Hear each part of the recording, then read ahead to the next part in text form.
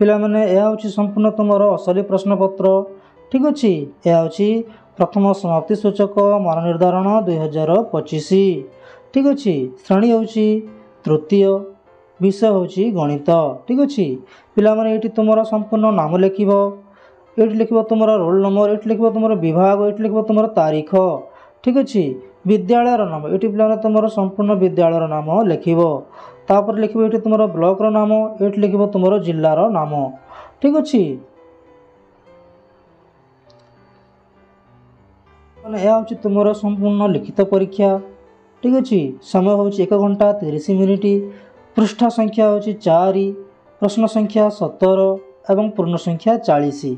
ठीक अच्छे यह हूँ तुम 40 मार्कर परीक्षा। ठीक अच्छे देखा प्रथम प्रश्न कौन अच्छी प्रति प्रश्नर मूल्य डाहाण पाखरे दि जाइछि। ठीक अच्छे प्रथम प्रश्न अच्छी आकृतिर नाम सह वस्तु को गार टाणी जोड़। ठीक अच्छे देखा क्यों सब वस्तु दि जाइछि। आयत घन केउटी पिला माने एटी गार टाणिब।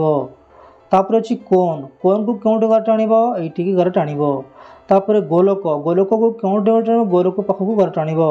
तापर अच्छी समघन रु एमती गार टाणिब। ठीक अच्छे तापर आउ को देखा क्यों सब प्रश्न अच्छी निम्न चित्र रे केतोटी आयत चित्र केतोटी त्रिभुज केतोटी वृत्त अच्छी गणी करी लिखिब। ठीक अच्छे ये आयत चित्र केतोटी अच्छी 7 गोटी अच्छी ये लिखिब 7। ठीक अच्छे तापर त्रिभुज केतोटी अच्छी त्रिभुज अच्छी 3 गोटी ये 3 लिखिब। ठीक अच्छे तापर वृत्त केते अच्छी वृत्त पिला माने अच्छी 2टी ये लिखिब 2। ठीक अच्छे तापर परवर्ती प्रश्न कौन अच्छी देखिबा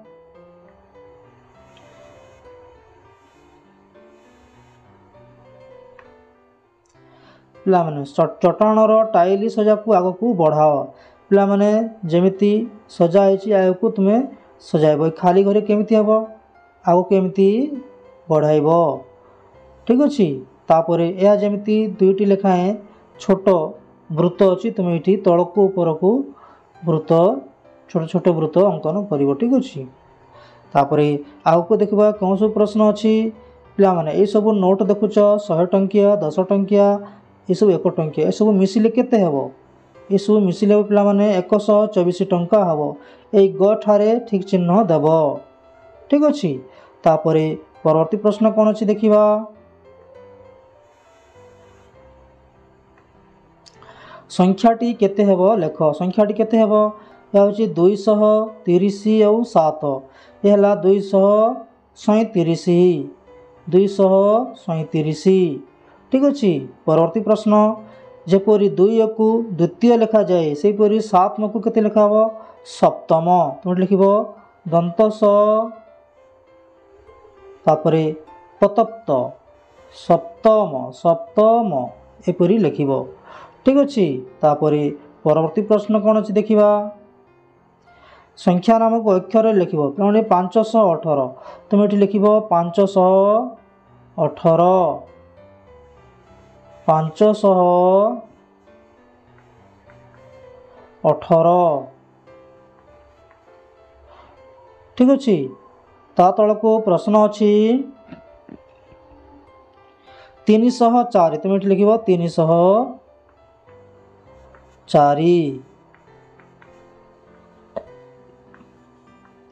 ठीक अच्छे तापर परवर्ती प्रश्न देखिबा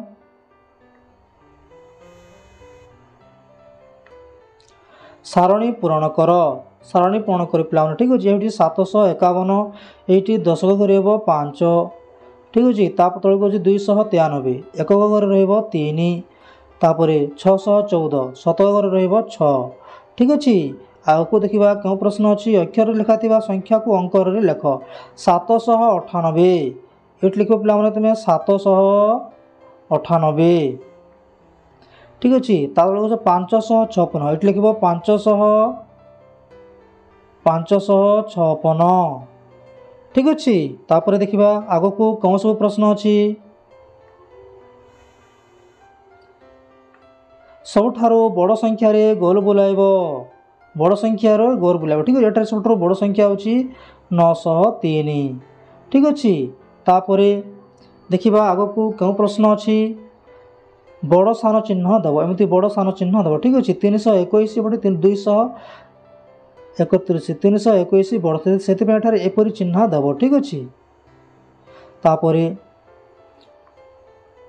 298 401 ଏଇଠି ଏପରି ଚିହ୍ନ ଦେବ। ତାପରେ ତଳେ ଅଛି 563 559 ଏପଟେ ମଧ୍ୟ ଏପରି ଚିହ୍ନ ଦେବ। ଠିକ୍ ଅଛି, ତାପରେ ଦେଖିବା ପରବର୍ତ୍ତୀ ପ୍ରଶ୍ନ।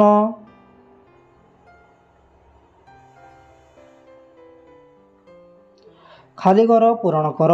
ଠିକ୍ ପୂର୍ବବର୍ତ୍ତୀ ସଂଖ୍ୟା, ଠିକ୍ ପରବର୍ତ୍ତୀ ସଂଖ୍ୟା। ଠିକ୍ ଅଛି, ଠିକ୍ ପୂର୍ବବର୍ତ୍ତୀ ସଂଖ୍ୟା ହେଉଛି 167 ଏବଂ ପରବର୍ତ୍ତୀ ସଂଖ୍ୟା କେତେ ହେବ? 179। ଏଇଠି ଲେଖିବ 169 ଲେଖିବ ପିଲାମାନେ, 169। ଠିକ୍ ଅଛି, ତାପରେ ପରବର୍ତ୍ତୀ ପ୍ରଶ୍ନ। 299 ସଂଖ୍ୟା ଅଛି, ତୁମେ ଏଠି ଲେଖିବ 298। ତାପରେ ଏଇଠି 300 ଲେଖା ଅଛି। ଠିକ୍ ଅଛି, ତାପରେ ତା ତଳକୁ ଅଛି 849, ତୁମେ ଏଠି ଲେଖିବ 850। ଠିକ୍ ଅଛି, ଯଦି 851 ଏପଟେ ଲେଖା ଅଛି। ଠିକ୍ ଅଛି, ଦେଖିବା ପରବର୍ତ୍ତୀ ପ୍ରଶ୍ନ। କୋଠରୀ ମଧ୍ୟରେ ସଂଖ୍ୟା ଗୁଡ଼ିକ ଦିଆଯାଇଛି, କିଏ କେଉଁ ସ୍ଥାନରେ ରହିବ? ଘରଟାଣି ଯୋଡ଼। ଠିକ୍ ଅଛି, ଏପଟେ ଯୁଗ୍ମ ସଂଖ୍ୟାକୁ ଘର ଟାଣିବ, ସେପଟେ ଅଯୁଗ୍ମ ସଂଖ୍ୟାକୁ ଘର ଟାଣିବ।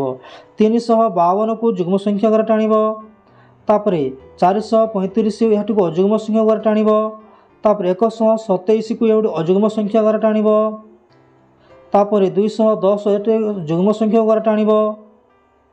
ଠିକ୍ ଅଛି, 816 ଏବେ ଯୁଗ୍ମ ସଂଖ୍ୟା ଘର ଟାଣିବ, ତାପରେ 659 ଏଟାକୁ ଅଯୁଗ୍ମ ସଂଖ୍ୟା ଘର ଟାଣିବ। ଠିକ୍ ଅଛି, ତାପରେ ଦେଖିବା ପରବର୍ତ୍ତୀ ପ୍ରଶ୍ନ କ'ଣ ଅଛି। ସଂଖ୍ୟାର କ୍ରମକୁ ଦେଖି ଶୂନ୍ୟ କୋଠରୀରେ ଲେଖ।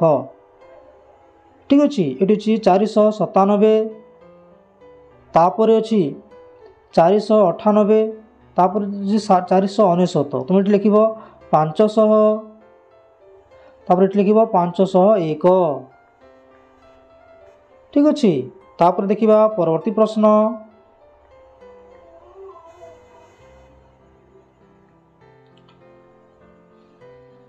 ଆବାକସ୍ରେ ଥିବା ଗୋଲି ଗୁଡ଼ିକୁ ଗଣି ସଂଖ୍ୟାଟିକୁ ଲେଖିବ। ଠିକ୍ ଅଛି, ଏପଟେ ଅଛି 3, ସେଥିପାଇଁ ଏଠି ଲେଖିବ 3, ମଝିରେ ଅଛି 4ଟି, ସେଥିପାଇଁ ଏଠି 4 ଲେଖିବ, ଏଠି ଅଛି 1, ଏଠି ଲେଖିବ 1। ଠିକ୍ ଅଛି, ତାପରେ ଏଇଠି ଅଛି ଲେଖିବ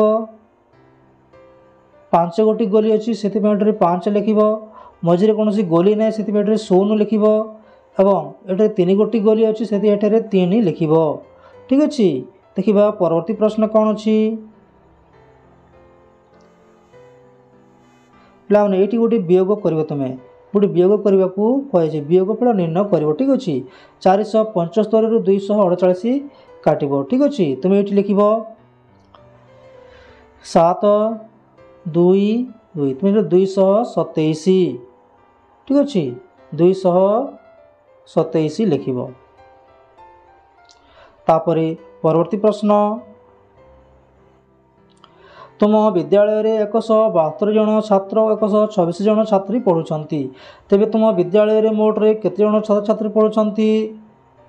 ପିଲାମାନେ ଛାତ୍ର ଅଛନ୍ତି 172 ଜଣ। ଠିକ୍ ଅଛି, ତାପରେ ଛାତ୍ରୀ ଅଛନ୍ତି 126 ଜଣ। ଛାତ୍ରଛାତ୍ରୀ ଉଭୟକୁ ମିଶାଇଲେ ହେବ ଏତିକି ପିଲାମାନେ 14 8 9 2 298 ଜଣ ଛାତ୍ରଛାତ୍ରୀ ହେବେ। ଠିକ୍ ଅଛି, ଧନ୍ୟବାଦ ପିଲାମାନେ। ଭିଡ଼ିଓଟି କେମିତି ଲାଗିଲା ନିଶ୍ଚୟ କମେଣ୍ଟ କରିବ, ଲାଇକ୍ କରିବ ଏବଂ ସେୟାର କରିବ। ଠିକ୍ ଅଛି, ଧନ୍ୟବାଦ।